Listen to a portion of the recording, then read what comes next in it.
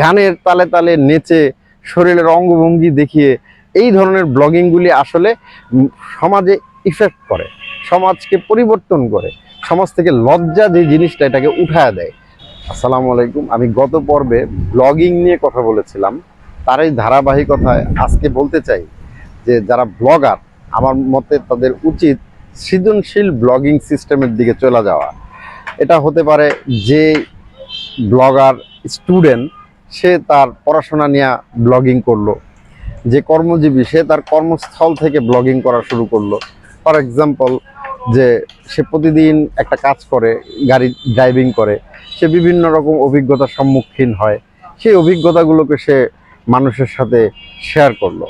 Student হিসেবে যদি উদাহরণ দিতে চাই, সেটা হচ্ছে আজকের ম্যাথটা নিয়ে সে তার ক্লাসে কিভাবে ম্যাথটা করানো হয়েছে সেটার উপরে ব্লগিং করলো। সে পড়াশোনা নিয়ে ব্লগিং করলো, কোন টিচার ভালো, কোন স্কুল ভালো, কোন শিক্ষা ব্যবস্থা ভালো, শিক্ষা ব্যবস্থার ভিতরে কোন ধরনের যে জটিলতা আছে কিনা, সে ফেস করেছে কিনা, পরীক্ষার ব্যাপারগুলো সে ব্লগিং করতে পারে।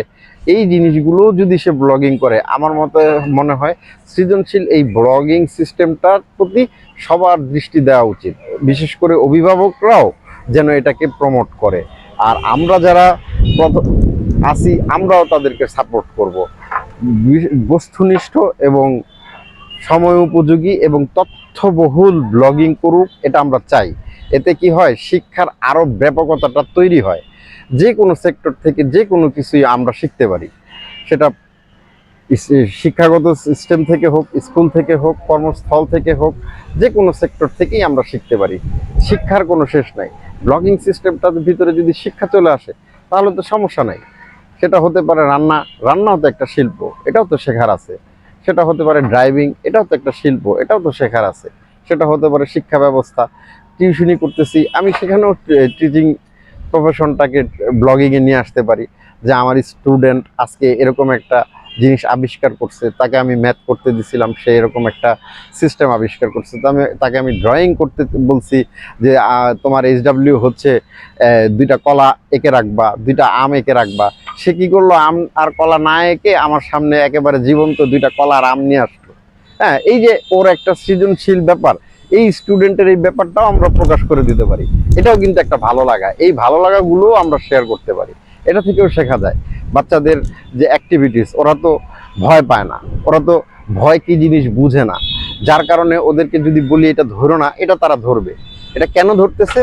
কারণ সে জানে না, সে যেহেতু একটা বাধা পাইছে, তার মানে সেটা ধরতে যাইব।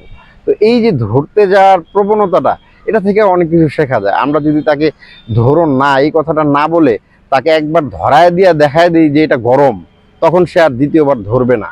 এই যে ক্ষতির ব্যাপারটা, যে এটা হলে, এটা ধরলে, এটা করলে তোমার ক্ষতি হবে, এই জিনিসটা মেসেজটা যখন আমরা একটা বাচ্চাকে দিয়ে দিই, তখন কিন্তু ওই বাচ্চাটা আর ওটা করে না। আর কিন্তু আমরা যদি এটা না করে প্রথম থেকেই তাকে সতর্ক করার জন্য বলি যেটা ধরো না, করো না, তখন কিন্তু সেটা বেশি করবে। তো এই ব্যাপারগুলো যদি আমরা নজরে রাখি, আমাদের প্রত্যেকের ঘরেই বাচ্চারা আছে, তাদের যে অ্যাক্টিভিটিসগুলি, এখান থেকেও কিন্তু অনেক কিছু শেখার আছে। এই জিনিসগুলি আমরা ব্লগিং করতে পারি। ব্লগিং করার কোনো এই কি বলে এটাকে, স্পেসিফিক কোনো বিষয় না, স্পেসিফিক কোনো কিছু না, কিন্তু ওই গানের তালে তালে নেচে শরীরের অঙ্গভঙ্গি দেখিয়ে এই ধরনের ব্লগিংগুলি আসলে সমাজে ইফেক্ট করে, সমাজকে পরিবর্তন করে, সমাজ থেকে লজ্জা যে জিনিসটা এটাকে উঠায় দেয়।